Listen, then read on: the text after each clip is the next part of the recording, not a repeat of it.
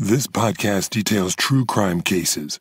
It contains adult themes and may contain descriptions of violence. It is not intended for children. Listener discretion is advised.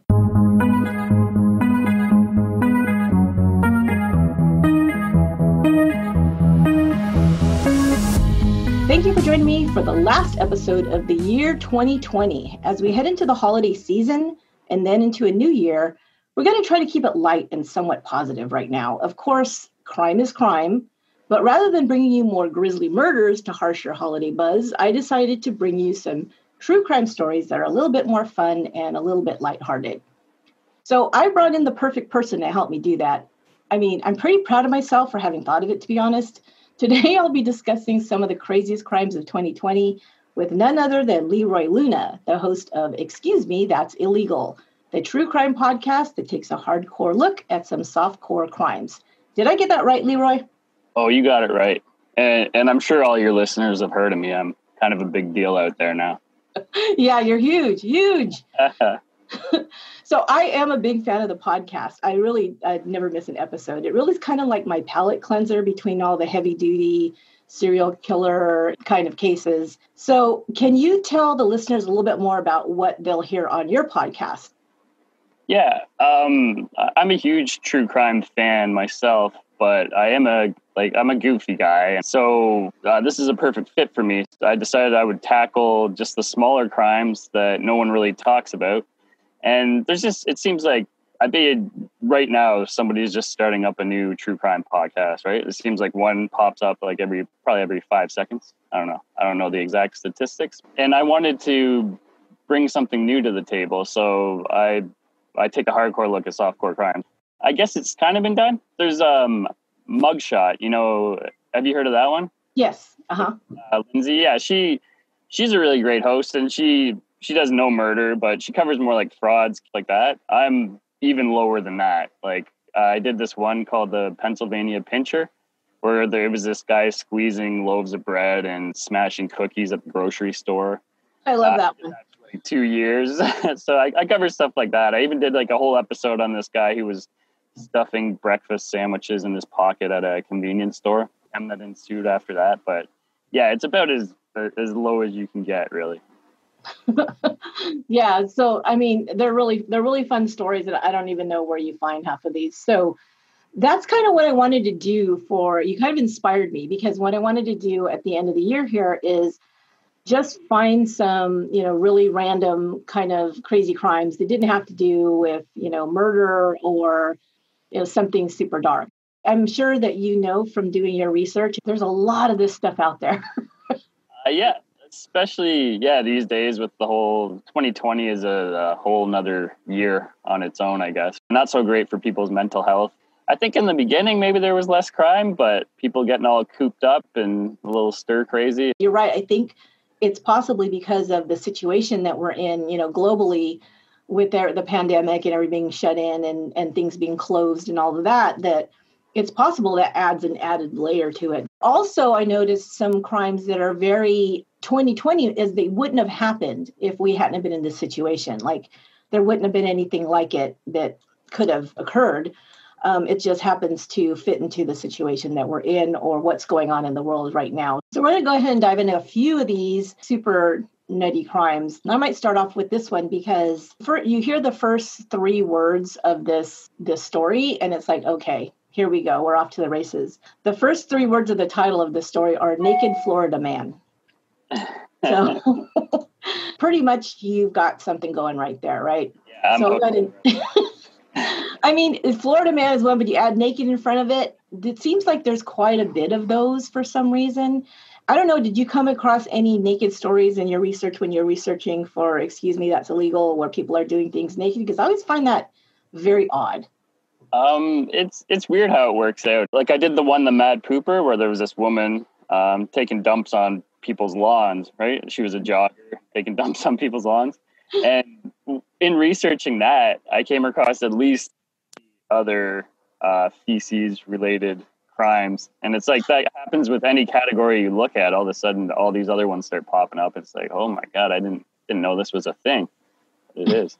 Yeah, it reminds me. I remember way back God, way back when the show Cops first started, there was this one episode they'll never forget because they respond to this call at like an office building and they look through the window and they see this man and he's completely naked and he's in there. And I don't know what he was doing, but anyway, so they get in there and of course they go to try to apprehend him and he starts like running and, wrestling with them. And they have to, there's like 3 cops, having to wrestle with this rather large, naked man. And, they're all over the floor. And I'm thinking, that has got to be so awkward. And to be a cop trying to get handcuffs on this naked dude. And I'm like, what is going on? Like, why do people do these kinds of things? So, yeah, it definitely helps, though. I want to touch you when you're all oiled up. And then, I think he was a little slippery, too. So, I don't know if he said he was oiled up. I just imagine him being oiled up. we won't go into that one. Okay, so we'll start this one. Florida man accused of bizarre crime spree. So this came from clickorlando.com, which of course is a Florida city. And it says a Florida man's crime spree started with him exposing himself at a flea market, then stripping naked, stealing a car, and committing various other criminal acts before he was arrested less than an hour later, according to the Escambia County Sheriff's Office. That's a lot of shit to do in just a couple of minutes here. Deputies said the first call they received about 23-year-old LaHorace Pickett Jr. came in about 11:15 a.m. on Wednesday from a diner inside a T&W flea market in Pensacola. Now, are there flea markets in Canada, Leroy? Do you know what that means? Yeah, it's. Okay. I know some things are different, but no, it's this. I don't know, just a bunch of people selling weird things. Yeah. I know in other places they call it something different. They'll call it an auction. They'll call it different stuff. So I wasn't sure if people knew what that was. But yeah, it's usually like an open air market with a lot of people selling, used stuff or vintage stuff or junk, whatever. Yeah, they set up a booth for the weekend or whatever. Yeah, we have a lot of that. Yeah, so this guy comes in and apparently there was a diner. I don't know if it says inside a T&W flea market, but that's in caps. So I don't know if that's an actual store. I don't know. This sounded very odd. Because witnesses reported Pickett jumping on a coin machine while kicking and punching it, and then went to the ground where he exposed himself and started screaming, "Call the cops, the dead are rising." Oh, wow. So there's something going on with this dude. But can you imagine the scene being in there just trying to, have your coffee or whatever? This guy starts going off. Eating a cinnamon bun or something. So it doesn't stop there. From there, he jumped on a customer's shoulders and attacked a worker who was behind the counter, grabbing her and then punching her when she pushed him away, records show. Then deputies said he was chased out of the diner and went out to the parking lot, stripped naked, and stole someone's Chevrolet Sonic. Along with his clothes, there's a lot of details in the story, which is pretty cool. Yeah, I think I might want to cover this one on my show sometime. Maybe. It's really good. It's juicy.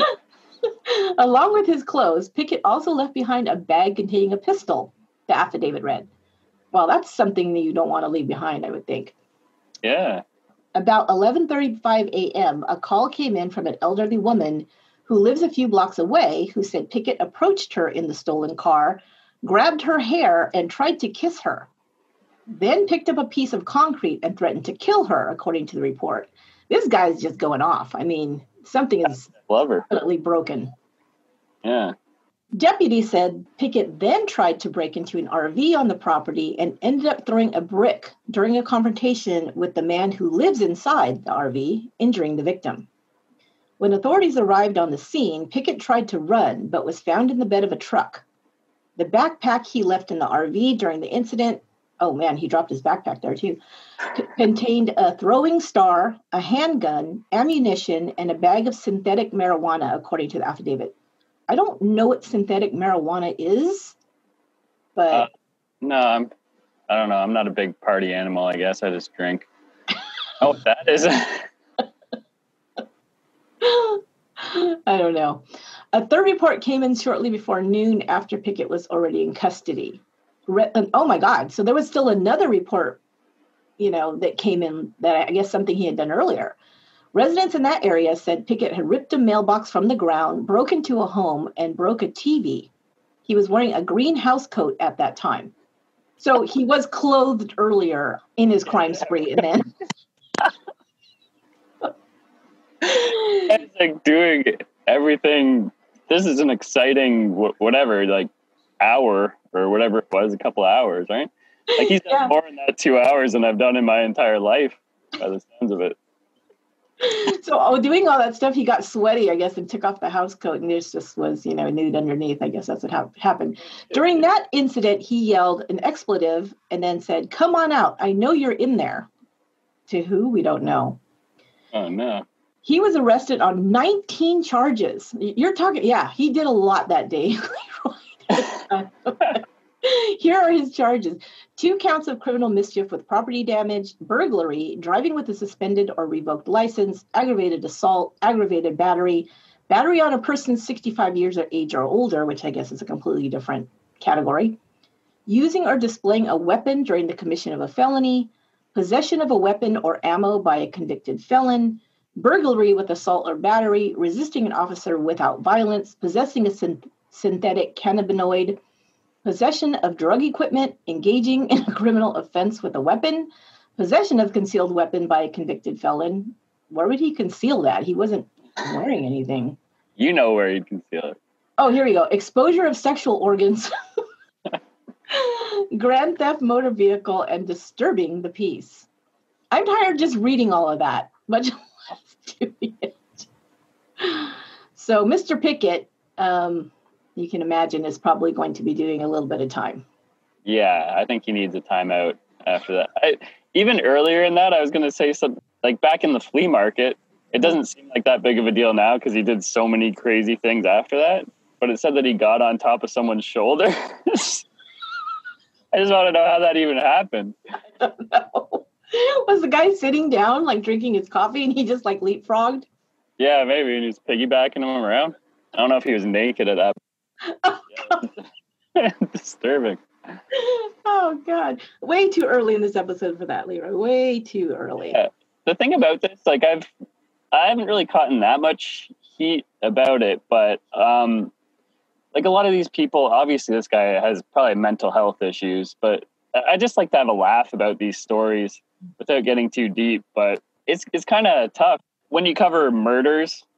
When someone murders someone, you're like, okay, you can throw all that out the window. You don't really feel sorry for them. But when they're doing more harmless type crimes, it's like, you feel kind of bad for them, right? Like, this person just kind of needs some help. They're having a bad day. I mean, this guy might have just had a bad life. Yeah. I'm sure he's making good decisions like the Tuesday before this, but that was a pretty eventful day. You're right. It sounds like, and a lot of these kind of things that go off the rails like this sounds like some mental illness exacerbated by drug use, or drug use that exacerbates a mental illness, one or the other. Something snaps. But the thing is, you can't like not find some of it humorous because it's so creative, right? Like you could go off the rails and just like do vandalism or throw a brick through something or steal some shit, but to do this, I mean, that's pretty creative. So yeah, I would imagine if this guy was like more in his right mind, he'd probably be pretty awesome. Yeah. Well, because this term gets thrown out too often, when people say like, oh, you can't make this stuff up, or the truth is stranger than, I'm always like, whatever, that's bullshit. I can make up some really crazy stuff right now. But all that stuff that he just did, I really don't think I could have made that up. If you tried to make a movie out of that, you'd be like, okay, this is a little out of hand. Like you need to tone it down just a little bit. Yeah. This actually happened. That was too much. So you have one? Yeah, sure. Oh, you really brought it though. I don't know. Mine's gonna be pretty tame after that, I think. The rest are not as good. We wanted to get the audience hooked there, Leroy. We got to, Big time, yeah. Okay. This one is super fresh, hot off the press, and I'm pulling this article from the Herald Sun. It takes place in Wollongong. I don't know if I'm saying that right. It's a city in New South Wales, Australia. G'day, mates. The madness starts on December 9th. So this was just 2 days ago when a 30-year-old man throws a brick through the window of a home. I guess we already had that in the other story, but so it's 6:50 a.m. This early bird, this guy comes out swinging, smashes a window, breaks into the home, and then he gets the keys to the homeowner's vehicle. It's a Ford Festiva. Have you heard of that car? Yes. I'm not a car guy. It's a small car, yeah. Yeah, nothing to brag about, I guess. But anyway, he gets in the car and he attempts to take off, but the neighbor tries to stop this guy. So kudos to this guy. I don't know if I have any neighbors that care about me this much, but so this guy grabs onto the vehicle and he's dragged for 40 meters. So he's dragged 131 feet. Pretty far to be dragged by a vehicle without letting go. But eventually he stops because the guy hits a trailer and the suspect gets out of the vehicle and he takes off running. And of course he breaks into another home with a brick again. And after that, he attempts to make a getaway on a riding lawnmower. So this guy's just breaking into homes and stealing vehicles, I guess. So while all this is going on, the police have been called. They easily grab this guy. He's on a riding lawnmower. I don't know the speed of a riding lawnmower, but unless this thing was like souped up, you would think you could outrun it with one of these bad boys pretty easy. Like an OJ chase, slow speed, right? Yeah, exactly. Yeah, super slow. So the police actually take this guy to the hospital immediately because they say he ingested an unknown substance. Maybe some of that, what was that, marijuana? Synthetic marijuana? One hell of a drug. But after that, the police take him in and he's charged with aggravated break and enter with intent, injuries by furious driving, drive manner dangerous, steal motor vehicle, and possess house breaking implements. Yeah, that sounded like I sounded like a caveman there, but I looked. I don't know if the lingo is different in Australia, but like I checked two other sources, and that was the exact wording. Yeah, the way that their crime, or I guess the charges are kind of written out are different there. Yeah. Best house breaking implements, steal motor vehicle. I don't know. So yeah, this guy had a crazy 20 minutes, and nothing in comparison to the other guy, but he'll be likely paying the price for that. Probably not worth it. I'm just trying to picture, you're on a lawnmower. I would imagine it doesn't go over maybe 30 miles an hour, if that, like. That fast? Maybe. Yeah. I mean, I guess I'm thinking of like those riding, like the ones that you're like on a big estate and you have to really, but yeah, they're pretty slow. I mean, what would it look like for them to pull him over in a riding lawnmower? Yeah, so like he broke into the house. I guess he went in the garage, I guess. I don't know where that would be. Like, it wouldn't be in the house, maybe in the yard. Yeah, and he got the keys to it. And then, yeah, that would be a slow, but okay. I thought I could actually probably run as fast as a riding lawnmower, but if you're saying 30 miles. Yeah, I don't know. I don't know for sure. I've never been on one. So I'm just thinking it's got to when you're mowing grass, you probably want to go slower. But yeah, I don't know if I've ever seen anyone max out on a riding lawnmower. It's probably about as fast as those scooters that are kind of like for the mobility scooters for people that can't walk very far. Yeah. Those things don't go that. But I mean, I've seen a couple of people kind of book in those things. You know what I mean? Like they're like zoom past you. I'm like, damn, that thing's going pretty fast for me. Yeah, they might have tinkered with the motor or something. I don't know. Yeah. Oh my God. All these charges. Luckily, the neighbor, he seemed like he was all right. They checked him over. He had a couple minor injuries. But I mean, that's crazy that he grabbed onto the car and he was dragged behind it for 130 feet. Like, just let go. It's just a car. I know. You think you're gonna be able to hold the car back? What is that? Yeah, like the guy's like Tom Cruise or something, I guess. I don't know, or a stunt man doing his own stunts over here. Oh my gosh. Yeah, let the car go, dude. Crazy. Yeah, I don't know. I mean, these people are obviously not the master criminals, put it that way. My gosh. So I got another one here. It's kind of along the same vein, I guess. So this is a story about a cemetery vandal. Now, those two words don't seem to go together, first of all. This came from newser.com. And it says, this is from out of the stories out of Tennessee. It says, police in Tennessee say a man caused almost $30,000 in damage to a cemetery in what he says was an attempt to resurrect his dead grandmother. A witness called the Knox County Sheriff's Office on Monday to report a homeless man that had been vandalizing the cemetery at Huckleberry Springs Church in Knoxville while staying in the vicinity. Deputies say they found 34-year-old Danny Frazier, who they'd encountered at the same location the day before, along with broken headstones and dug up spots in the ground. According to deputies, Frazier admitted to causing the damage in an attempt to resurrect his grandmother, who is buried at the site. He is held on $20,000 bond and a charge of felony vandalism.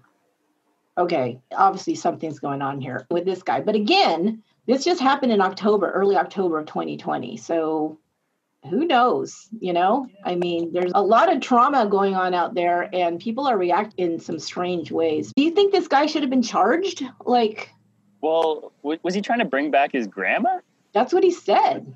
Oh man, that's rough. Actually, my grandma actually passed away in June of this year as well. She was 96. Oh, wow. Yeah, it's just kind of interesting because obviously, I sort of forgot about the pandemic there, but we couldn't attend any type of funeral. Maybe he didn't get to go to a funeral, and I don't know, because it doesn't say when, how long ago she died or anything like that. So I don't know, but rough right now when you hear about a family member died, but you couldn't go to a funeral, you couldn't go near them, you couldn't see them, you just hear that they're dead. Maybe he just wanted to. Yeah. I mean, he's got issues, but maybe he just wanted to make sure that it was really her in the cemetery. I don't. Yeah, it seems like, obviously he had something, strange going on in his mind that he and I just kind of wonder, wouldn't they have just taken him to a hospital to get him checked out? And I don't know about being arrested and charged. It seems, it is vandalism, but I think, you could do something in what's that called? Civil court, where he just has to pay back something, it just, I don't know. It seems kind of cold. Yeah. He doesn't sound like Ed Gein, or whatever, Yeah. So that was very, very odd. Okay. Do you have another one? Oh, this next one comes from the Miami Herald. We're going to Florida. Of course.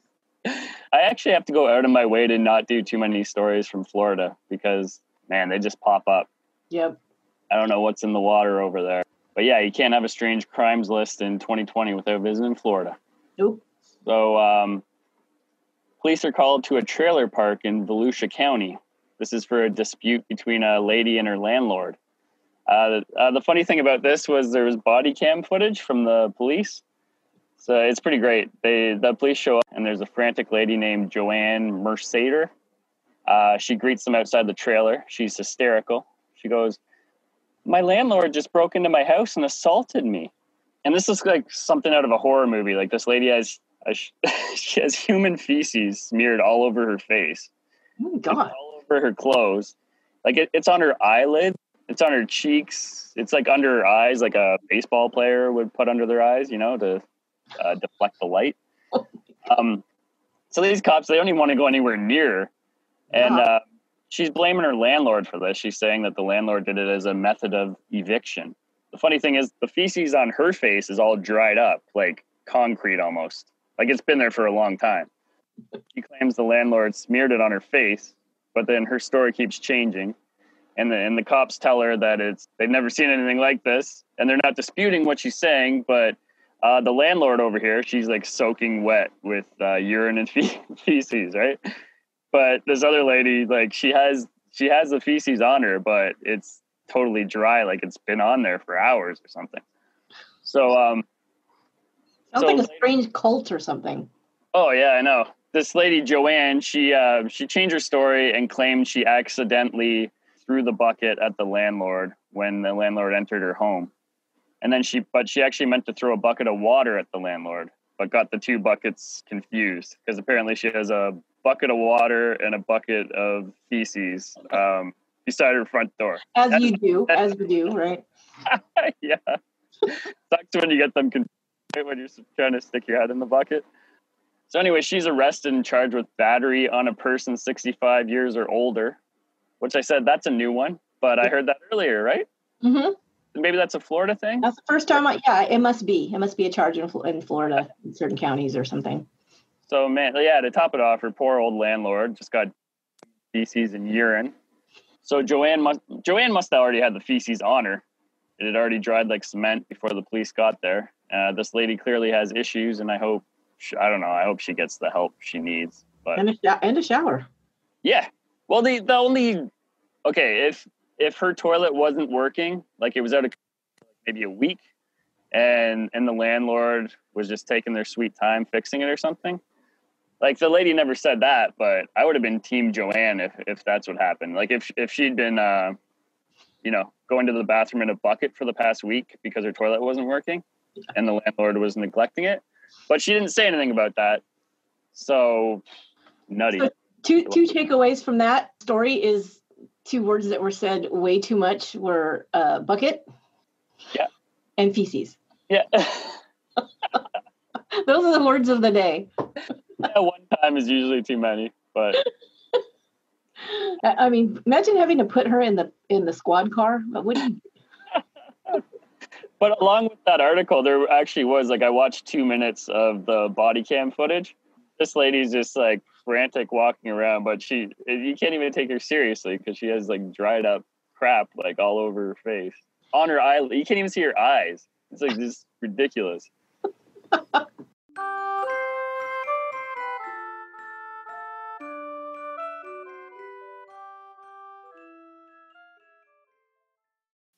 If you're like me, you're always looking for new compelling shows and movies to discover. Well, I'm here to tell you that there's a lot of compelling international shows you may be missing out on. There's a whole world of great content just waiting for you on Acorn TV. Acorn TV is a commercial-free streaming service that's rooted in British television. You can find top-rated dramas, comedies, documentaries, and more, some starring your favorite actors like David Tennant, Olivia Colman, and Sandra Oh. Are you looking for a new suspenseful crime drama to immerse yourself in this winter? Then catch up on an Acorn TV original, Mystery Road. Mystery Road has been described as a visual knockout by the New York Times. Set in the stunning Australian outback, a detective and a local cop team up to investigate the disappearance of two boys, but solving the case could expose other crimes that haunt the town. Season 2 just premiered, so there's plenty to binge watch right now. My Acorn TV watch list keeps growing. I have so many new shows in my queue. I'm loving the acclaimed BBC drama, A Suitable Boy, based on the bestseller by Vikram Seth. Set in the 1950s, it tells the story of young people in newly independent India as they struggle to reconcile the cultural expectations of their families and follow their own hearts and desires. It's visually gorgeous with dramatic and compelling storytelling. I highly recommend it. You can access thousands of hours of binge-worthy content by streaming Acorn TV on all your favorite devices for just $5.99 per month. Escape to Britain and beyond without leaving your seat. Try Acorn TV free for 30 days by going to acorn.tv and use my promo code ONCE. That's ACORN.TV and code ONCE to get your first 30 days for free. Everyone wants to keep their home and family safe, whether it's from a break-in, a fire, flooding, or a medical emergency. Simply Safe Home Security delivers award-winning 24/7 protection. With Simply Safe, you don't just get an arsenal of cameras and sensors, you get the best professional monitors in the business. They've got your back day and night, ready to send police, fire, or EMTs when you need them most straight to your door. I've been a Simply Safe customer for years, and their home security system is the easiest and most reliable I've ever used. I recently got another system to monitor my studio 24/7 as well, and was able to set it up in under an hour. Super easy. It was also easy to position Simply Safe cameras where I needed them most, without having to worry about complicated wiring systems. And there's no long-term contracts, hidden fees, or installation costs with Simply Safe. Right now, my listeners can get a free home security camera when you purchase a Simply Safe system at simplysafe.com/once. You also get a 60-day risk-free trial, so there's nothing to lose. Visit simplysafe.com/once for your free security camera today. That's simplysafe.com/once. And thanks for supporting the show.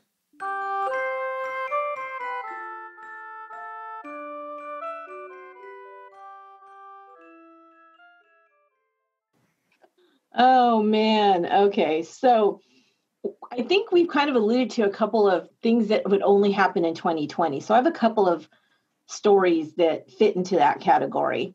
So pretty much everywhere, lots of businesses have been closed because of the pandemic, and trying to reduce the spread and all that kind of stuff. This was a restaurant that had been closed due to COVID. Oh, I did this one too. Did you? Is it called Sol de Cuba? I don't even know if I have that detail. Anyway, you go ahead and tell us.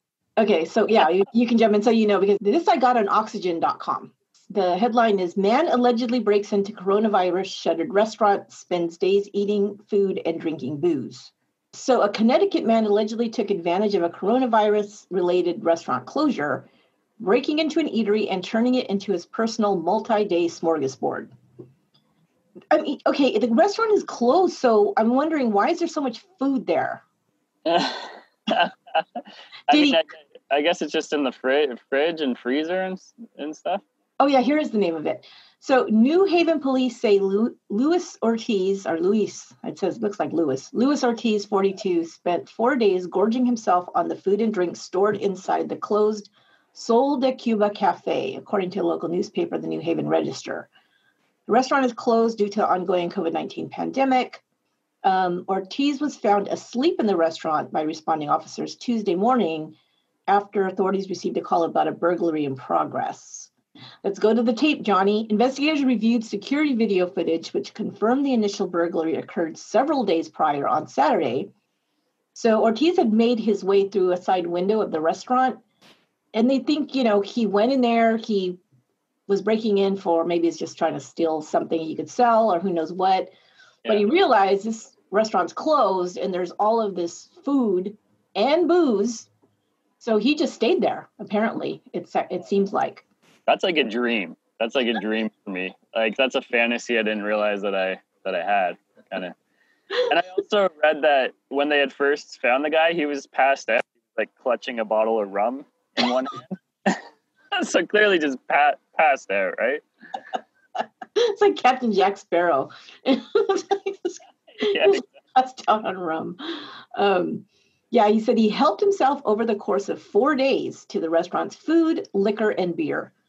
In addition to eating and drinking at the restaurant, he removed beverages and property from the building. So he actually stole shit too.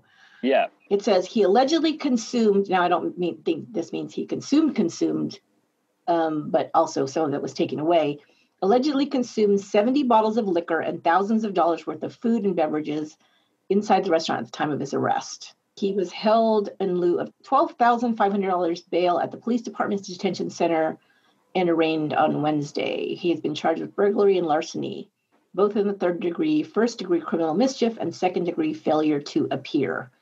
So the local police department has added additional overnight patrols to the area to dissuade potential burglaries. And it suggests that business owners without alarms check in on their establishments every few days. So, it sounds like he was coming and going from the place, though, as well. I like it better imagining him just locked up for 4 days in there. Yeah, no, that would be a better story, I think. I feel bad for all the small business owners and all that. Even though the restaurants are open now, you got to think they're maybe only getting 50% of the business they were getting before. So if you're barely hanging on, a lot of these places are just going to shut down probably. Right. Yeah. So when I go, I don't do it very, very often, but if I go do like takeout or something like that, I give the people there like a big tip because I'm like, I don't know how much they're making right now. They could be making almost nothing, right? Because a lot of like servers and stuff, and I used to serve and I used to bartend in restaurants and stuff, and I lived off my tips. Your paycheck is nothing. So you're getting like $6 an hour or something, and then your tips could be $20 an hour. Right, exactly. So that's a PSA for everybody out there, tip your servers, tip your delivery people, because it's rough, man. Some of these people are still trying to eke out a living on this kind of work. Yeah, I remember April. At that point I was too paranoid to even get takeout. Now I'm getting it all the time.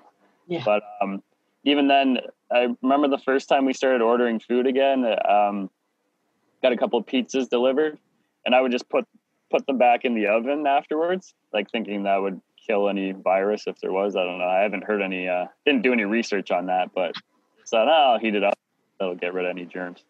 Yeah, we were talking about that. Like, we were very paranoid early on, which really, to be honest, it's actually worse now than it was then, but we're not as worried about it because I think we understand a little bit more like how it spreads and stuff like that. But before it was like you'd come home with your groceries and you'd wipe down like every banana, and oh my God, yeah.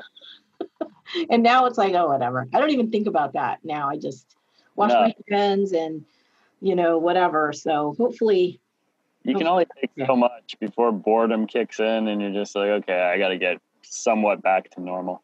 Right. One thing I did after this story, I was going to ask, so you get 4 days of luck. I did.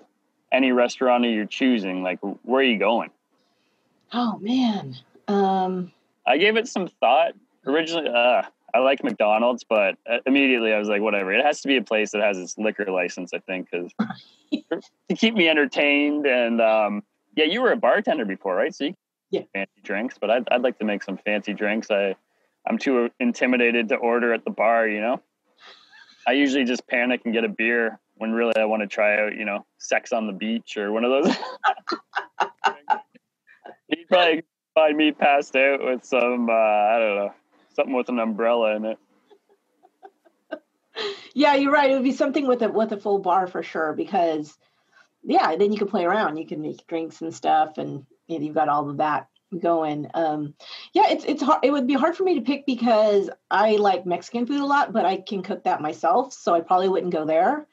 I mean, there is this place here by me, and they make these frozen drinks that are called swirls, but they are the most boozy drinks you ever had in your life. I mean, 1.5 of those will kick your ass. I mean, and it tastes really good. So it's like getting like a slushy drink, it started out with like frozen margaritas, and they would put extra shots like a vodka and stuff in it, but you can't taste it. So it's just stronger, but it tastes good. And then they're putting all kinds of stuff. Like they make new ones every week. Like they'll put, whiskey with like blackberry juice and, a vodka and this and that, in it. They're so good, but they are strong. You just don't know that they're strong because they taste so good.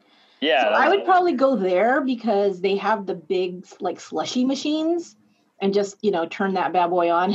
There you go. Yeah.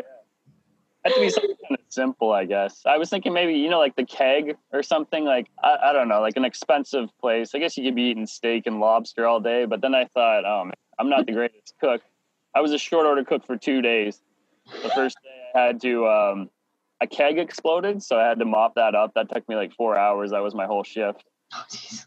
And then the next one, you felt great afterwards, I'm sure. Oh, yeah, I loved it, actually. But, and then, the next day they're like, okay, throw you to the wolves. Tomorrow's our busiest day. You're coming in for an 8-hour shift. And I just panicked and I didn't show up. And I never collected a paycheck, nothing. I don't know. I pre-panicked when I didn't show up.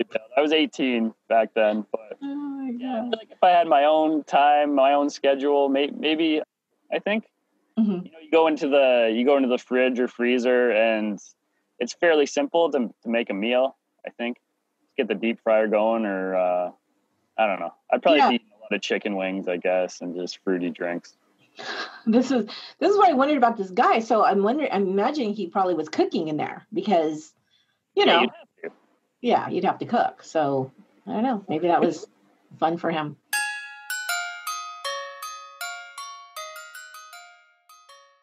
So one of the things that people have been missing a lot, like you said, is just being able to get together and, have a normal life.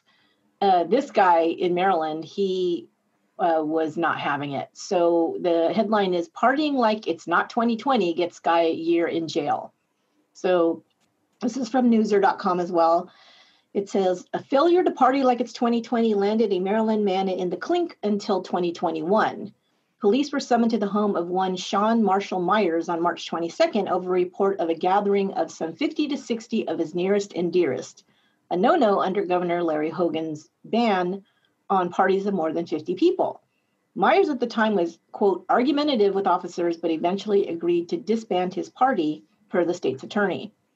That might have been the end of it, but for a repeat gathering on March 27th, in which it appears that Myers was less cooperative. Again, the state attorney says he was argumentative, claiming he and his guests had the right to congregate. Myers directed his guests to stay in defiance of Governor Hogan's orders and the officers' lawful orders to disband the party. He was arrested on Friday and was convicted of 2 counts of failure to comply with an emergency order to the tune of 1 year in jail. That's a year for 2 parties. Now, the funny thing about this is his mugshot. This guy, okay, first of all, it looks like he's in one of the, I don't know if this is his shirt or if this is a prison uniform, because it's a black and white striped like shirt with like a collar. So I'm picturing orange usually these days, but I don't know. This was his own shirt. This was an inspired choice that day because it looks like those old-fashioned prison, shirts.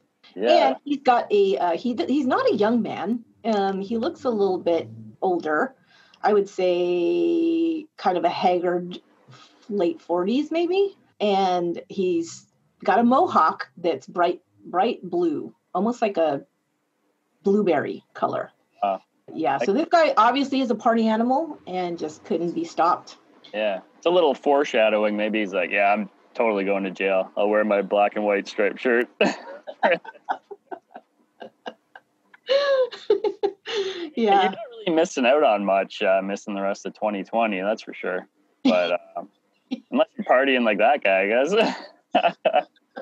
You'll get just in time to, start partying again, and it'll be legal now. I mean, I thought most of the time they just kind of give you a fine or something, but they hauled him to the clink.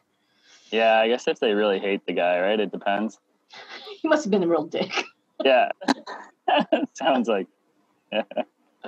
So what do you got for any 2020 inspired crimes?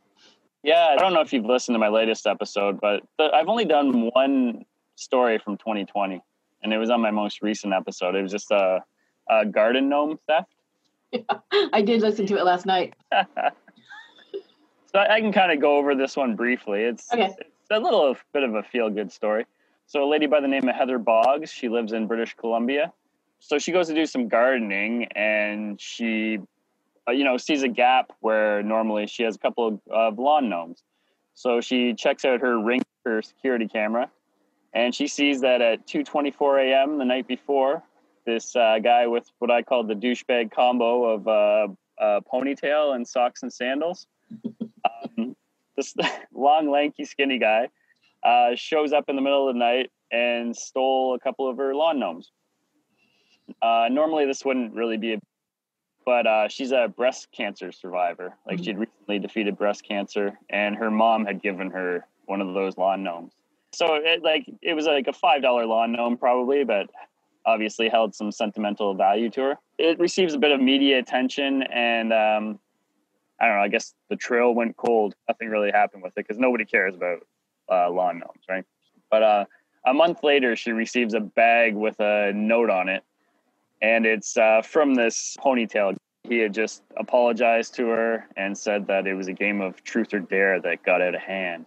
Yeah, she was pretty happy with that. She got her lawn gnome back. He brought it back because he heard there was a story about it or something? Is that, or he just brought it back out of his conscience? Small place in BC, I guess. And it'd been on the CTV news, and I guess they did have the footage of the guy. So he might have somebody probably recognized him, but didn't call the police. Yeah, somehow I guess he returned it to her, and her faith in humanity was restored. But, yeah, pretty ridiculous. Was that just a thing around where I was, or did you ever do anything with garden gnomes? No, I think that the garden gnomes were like way back, like, I don't know, maybe the 50s or the 60s or 70s. Yeah, I don't know. I guess it's still a thing somewhere, but they're just asking to be stolen, really. When you see that kind of stuff in someone's garden, you never got drunk with your friends and stuff ever? No. No? Maybe we just didn't have much to do. I should have got a girlfriend or something. But yeah, it's something we kind of used to do. There's a story. You could probably look it up. I remember this several years ago. I remember because it was on like one of these news shows, like the ones they show all little human interest stories. And somebody had stole a garden gnome, but then he started getting Polaroid pictures sent to him in the mail of this gnome all over the country and all over the world. Like it'd be propped next to a sign like, you've just entered Utah or whatever. And it was a picture of his gnome. And this went on for years. Yeah, I did come across that. I think it's a thing. Well, I mean, obviously it started with one person doing it, but then just a bunch of copycats, right? Yeah. It is kind of funny just showing them doing interesting things, Like, okay, well, he's just out there living his life. So I have one more that's kind of a 2020 that's not a pandemic thing, but, the other thing that we've been dealing with here there's a lot of stuff we've been dealing with here in the United States. But one of them has been our election, which is a big deal. And there's tons of stories about families getting in fights about politics over, Thanksgiving or whatever. Yeah. But this one is not a family one. This is a guy that just decided he didn't like these campaign signs somebody had put up in their front yard in this guy's neighborhood. So people were just putting up their, their own campaign signs supporting their candidate. And this guy just says, yeah, this is not something I want to see in my neighborhood. He finds a way to creatively take care of the problem. This is also from newser.com. It says, if you're a resident in Haines City, Florida, back in Florida again, whose Joe Biden yard signs remain intact, consider yourself lucky that the bulldozer didn't end up at your place. That bulldozer, police say, was stolen from a local construction site by a young man and used to terrorize a neighborhood in the city on Saturday, ripping up Biden-Harris signs and causing other property damage. And here's a quote from the owner of that house. The man came into my property, took the 2 Joe Biden signs I had in my yard, then came back with a bulldozer to run down my fence. Now, this guy who's getting vandalized here, he once served as vice mayor of the city. This is the quote again from the homeowner. Obviously, this individual is not the smartest in his class because he continued driving a backhoe down the street in the middle of the day. This is kind of like the lawnmower story, right? Yeah. Police charged James Blight, who they say also plowed over a city speed limit sign in addition to taking Biden signs from Burgess and others. And they charged him with grand theft auto and trespassing. The guy whose signs were taken said he recruited friends to put up 30 or so signs in his yard after the incident. Like, so you took down 2 signs? I got 30 for you. Yeah. Oh, man. That's wild, though. Reminds me of that Marv guy and his killdozer or whatever, driving around, around town. Yeah, luckily it didn't go that far, but oh my God. Yeah, I swear, man, people are, there was another story that I saw that I didn't pull, but it was like a man and his sister getting into a fist fight in the front yard over politics. So I'm like, that's lovely. Yeah, I know. I mean, people are passionate about their politics. I just try to steer clear of it. Yeah. So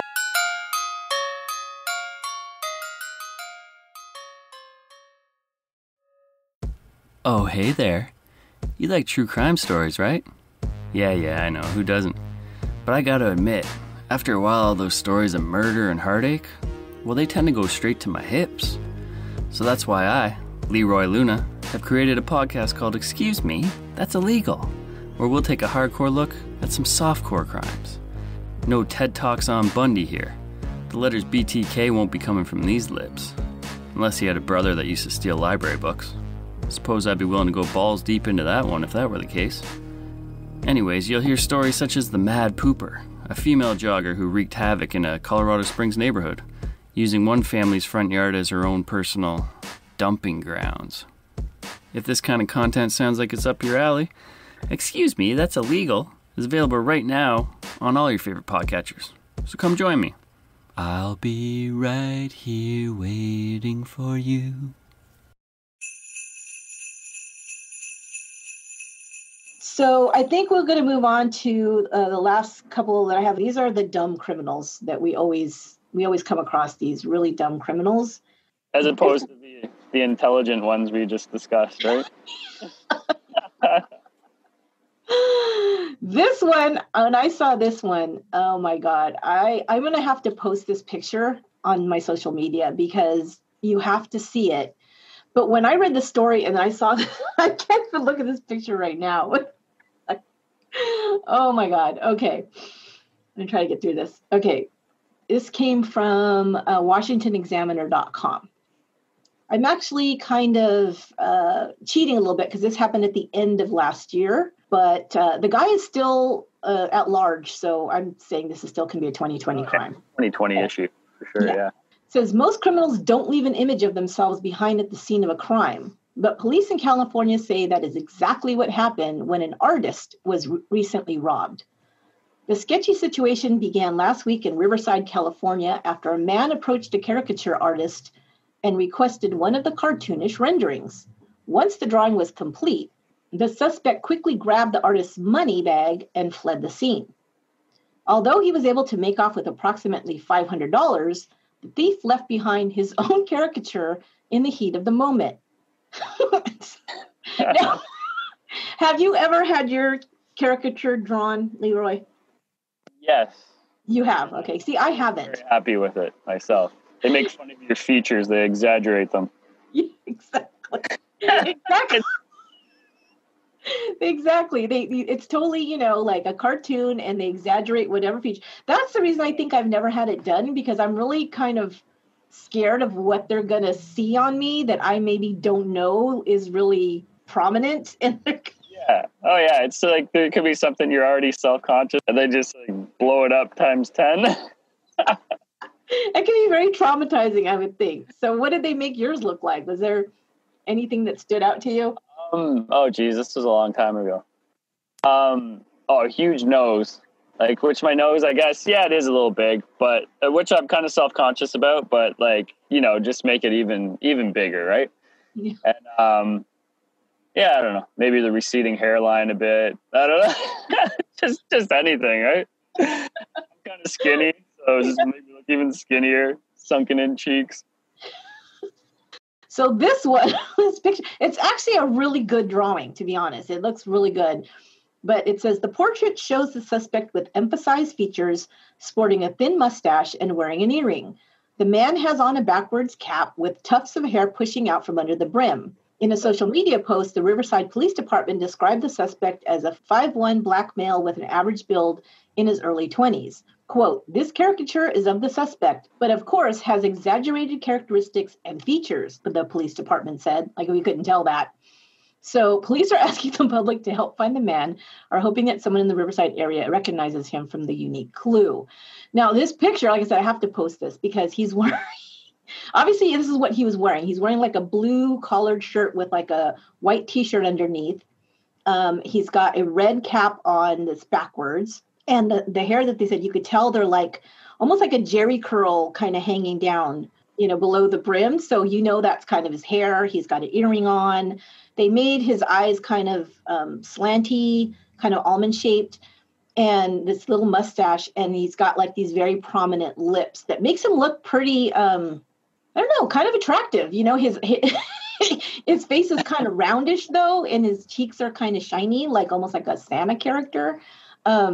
But oh my God, when I read this and I saw this picture, I'm like, yeah, if you know this guy, and you see this, you would probably be like, oh my God, that's John, I wonder do you think he was offended by the picture and then stole the money, or do you think that was intention the entire time? I wonder. Yeah, I didn't think about that. It's possible. He's like, what the?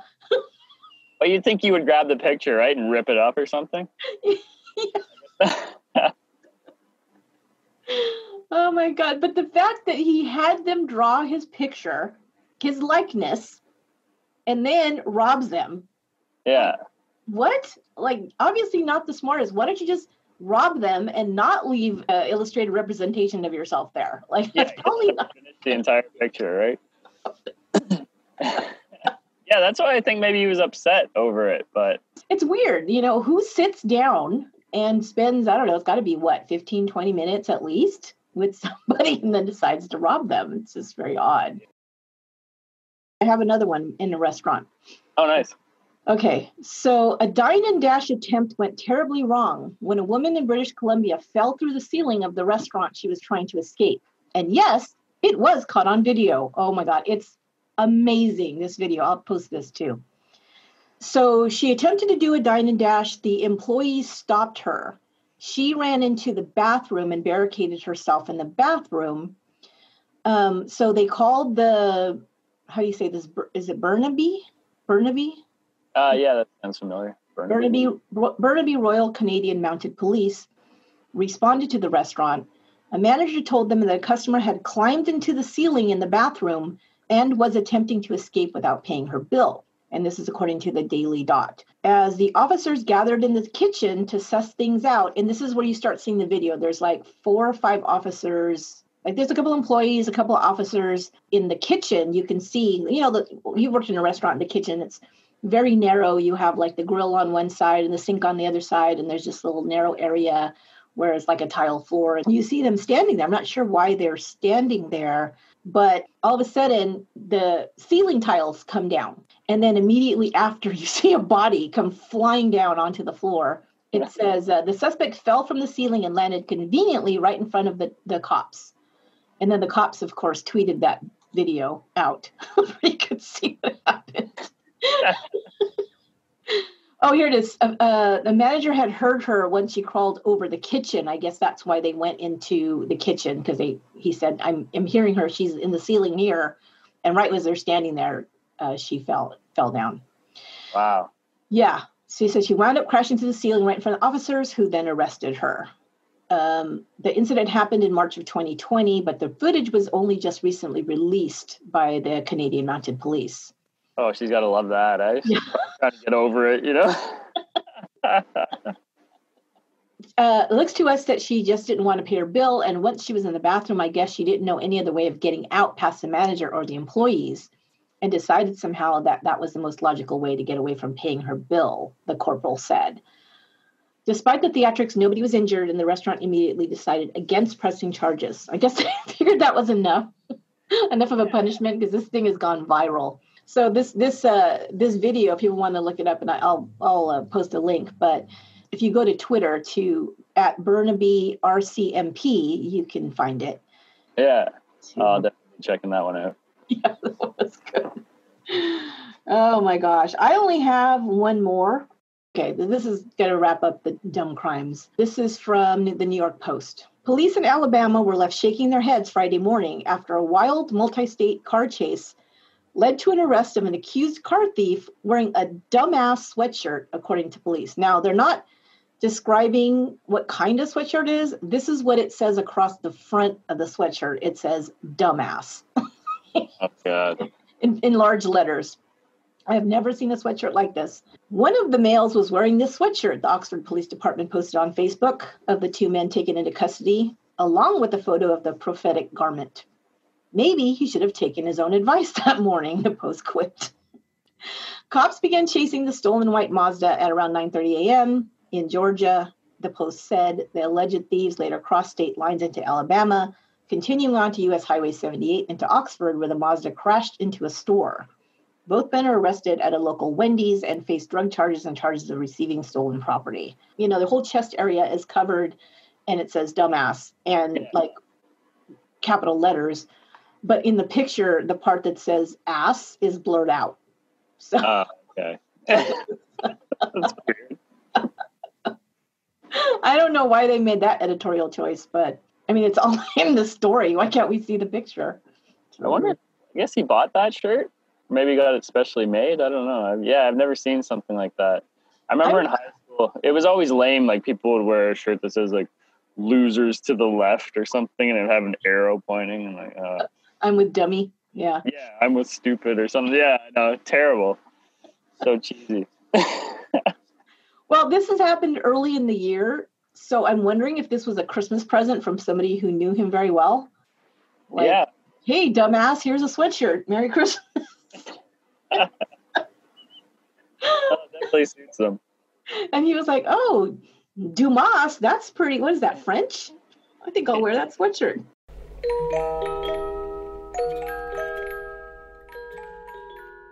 Any last stories that you have? No, not really. I'm going to keep them for my podcast. Okay. You delivered way more than me. I had a few, but yeah. That's the thing with some of these. I'd like to try to interview people. I pursued one. I found this guy on Facebook. There's a story. I think it was actually in Florida again, most likely. But there was this guy at a Denny's, and he got in an argument with the waitress, and he threw an iguana at her. And the iguana, it ended up with like a broken arm, I think. Oh. He lost custody of the iguana. And some other nonsense, but I looked the guy up, but I found him on Facebook. So I was like, hey, Alan, or I think his name was Alan.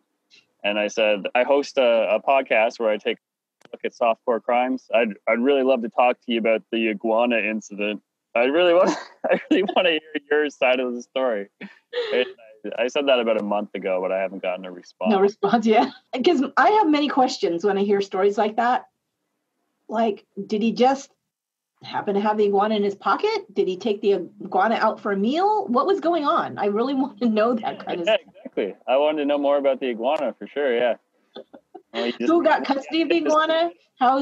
Is he in foster care? Did he find an adopted, family? What happened? Yeah, so many things. You see headlines for a lot of these crimes, which I've struggled with because you don't find anything afterwards, right? Nobody seems to care about the aftermath. They just like that juicy headline in the beginning. Yeah. And I like that you're always able to add a story about your own experiences. I didn't have an interesting life like you. Like, I had a pretty boring life, I guess. I do a lot of these things. My life's pretty boring. You just have to word it, I think, and then it sounds cooler.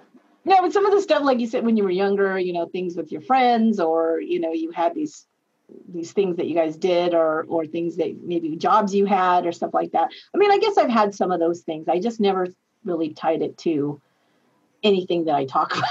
So. Yeah. You really got to think about it.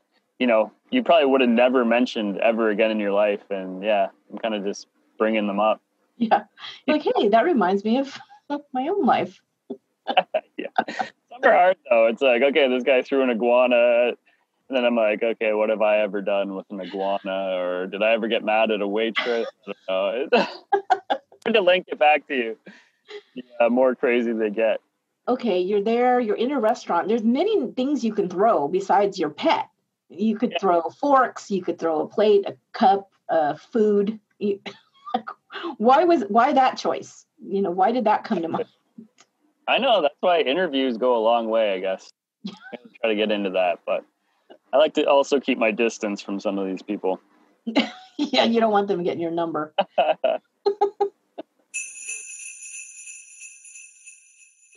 Oh my gosh. Oh, well, I just want to thank you for coming on and helping me to get through some of these crazy ass stories of 2020. And you guys want more stories like this and even better, you got to listen to Excuse Me, That's Illegal. I'll put a link in the show notes for you to find it, but you can pretty much find it anywhere, right? Yeah, anywhere you want. Oh, except for Himalaya. They only put up my first 4 episodes. I've been telling them numerous times. I'm not calling out Himalaya or anything, but yeah, if it's not there, don't blame Leroy. He tried. So yeah, I'm pretty much everywhere though. Just look up "Excuse Me" and it should pop up. It's a lot of fun, and you're doing one every couple of weeks, right? So I just put out the 15th one. It just started about 4 months in August, so I haven't been around that long. But yeah, the 10th, 20th, and 30th of every month. But that gives people something to binge if they haven't started listening yet, especially right now during the holidays. Some people want to take a little break from the dark stuff, and this would be a good way to go, I think. Yeah, it keeps you in the crime realm, kind of, but yeah, it's a little bit silly. And they're pretty snack size. They're like 25, 30 minutes long. So.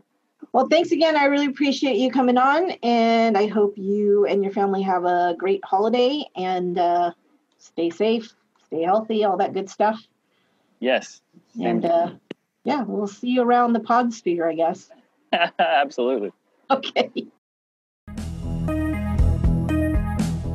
Once again, I want to thank my friend Leroy for being my special guest. Make sure to check out his podcast, Excuse Me, That's Illegal. I've included a link in the show notes. I've also included one more trailer at the end of this episode. This one is brought to you by the fabulous hosts of Women and Crime Podcast. Check out that podcast as well. I think you'll like it. This should give you a couple of new podcasts to listen to while I'm out on holiday break. Once Upon a Crime will return in the new year on January 11th, for the first episode of 2021. You can join our Patreon for more bonus episodes, special perks, and videos. You can also check out our YouTube channel. Just look for Once Upon a Crime Podcast. Once Upon a Crime is written, produced, and edited by me, Esther Ludlow. Our research and production assistant is Lorena Garcia, and original music is by Aaron Michael Goldberg. I wish you all a happy and safe holiday season and a very happy new year, wherever you are and whatever you're doing. And until 2021, be good to one another.